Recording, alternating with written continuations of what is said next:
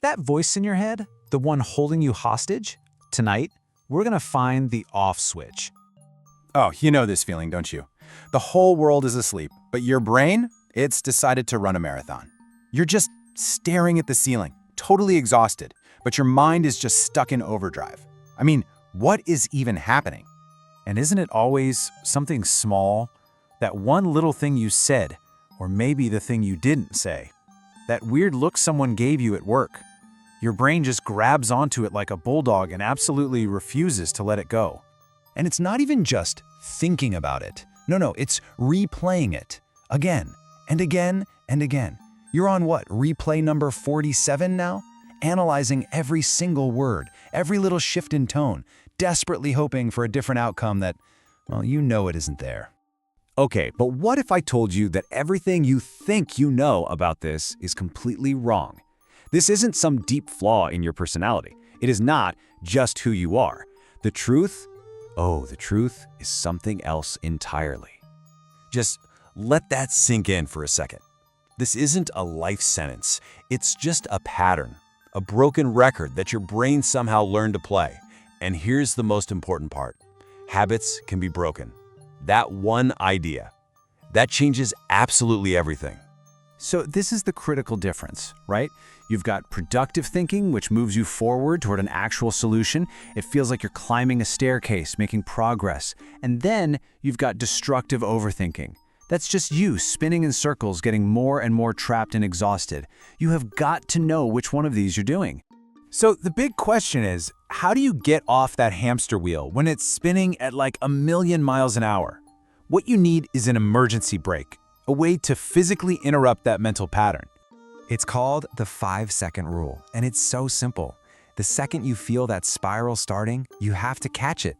Just notice it. Then you start counting backwards. 5, 4, 3, 2, 1. And when you hit 1, you move. I mean it. Physically move your body. Get up, get a glass of water, walk to another room. It honestly doesn't matter what you do as long as you change your physical state. That's what breaks the mental loop. But look, that's just a trick for the symptoms. It's a Band-Aid. If you really want to get to the root cause, you have to ask a much deeper question. Yeah, the 5-second rule works. It's great. But what if I told you the real reason you're overthinking has almost nothing to do with the problem you're actually obsessing over? What if that entire conversation, that mistake, that worry, what if it's all just a smokescreen, a distraction for something much, much deeper, a fundamental need that your brain is desperately trying to satisfy? Okay, here's the secret. This is the big reveal. Overthinking isn't about the problem. It is about control. See, when your life feels chaotic and out of your hands, replaying a problem over and over gives your brain the illusion that it's in charge. It feels like it's doing something, being productive, even when it's literally just spinning its wheels.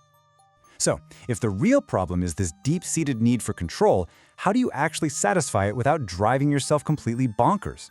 Simple. You have to give your brain what it's really asking for. And this next tool, it does exactly that. I want you to think of your brain like a really worried, overprotective parent. It keeps nagging you about the problem because it's absolutely terrified you're going to forget to deal with it. It just doesn't trust you to remember. So that endless looping, that's just its clumsy way of trying to keep the issue right there, front and center. And this is where the notebook comes in. This super simple act is like signing a peace treaty with your own mind. When you write that worry down, you are literally making a promise to your brain. You're saying, hey, I got this. I won't forget. It's all documented right here. And then, this is key. Closing the notebook is the signal. It proves the thought is stored safely somewhere else. And only then can your brain finally let go, because its biggest fear has just been neutralized. All right, so you've got your instant interrupt button and you've got your long-term solution. But there is one final piece to this puzzle. And honestly, it's less of a technique and more of a mindset shift. It's really about just giving yourself a break. Seriously, listen to this. This insane pressure we put on ourselves to have every single answer, like right this second, that's the fuel that feeds the overthinking fire. It's okay not to know. It is perfectly okay to let things be unresolved for a little while.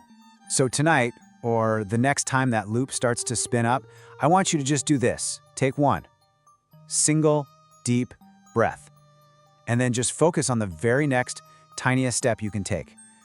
Sometimes the most powerful action you can take is the conscious decision to just stop, to rest, and to just be.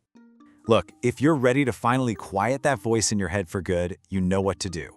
Follow the explainer for more tools to really master your own mind. Trust me, the silence is worth it.